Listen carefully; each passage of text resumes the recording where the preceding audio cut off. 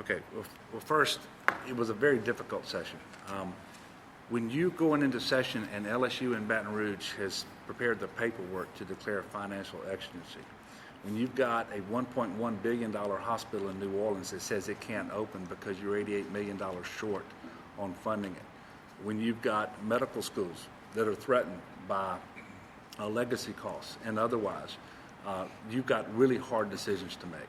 And at the end of the day, what the legislature did was what the legislature could do in terms of where the votes were going to be. I would actually take a little issue with your characterization in the question. We did pass a cigarette tax. That was an outright tax increase, an additional 50 cents per pack. We had the third cheapest tobacco tax in the nation, and now we're higher than Mississippi, but we're lower than Arkansas and Texas, considerably lower than Texas, which is $1.21. We did the automobile transfer title that I told you about a while ago.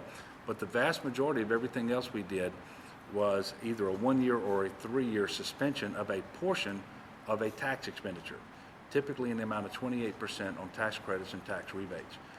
And so I don't believe that it is fair to say we raise taxes, we reduce tax expenditures.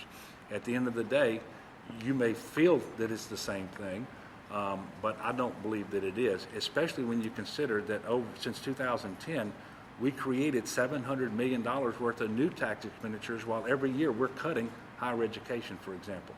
And we can't do it with nothing. You can't invest money you don't have. You can't support your universities with money you don't have.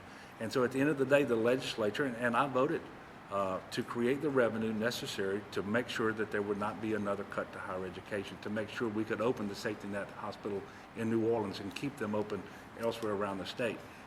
And to be very honest with you, going forward, there will be a special session early next year before the regular session that is going to be designed to find the revenue necessary to prevent catastrophic cuts again, because we didn't fix the structure of the budget in the state. That is going to happen again. And in addition to finding the revenue, we will make some changes that will revolve around personal income tax rates, individual income tax rates, business income tax rates. I think we can do something with respect to the Marketplace Fairness Act, with respect to sales taxes that are being collected on catalog and internet sales. I think that would be a big thing to restore fairness and also create revenue. But this is a very difficult thing to do, because as you characterize these as tax increases, that it's hard to get the votes necessary to raise taxes. But at the same time, people are demanding that we not cut higher education, health care, that we actually have the money to invest in our roads and bridges. And so it's going to require a governor who understands that you can't do more with less year after year. If you can always do more with less, pretty soon we'll do everything for nothing. It doesn't work that way.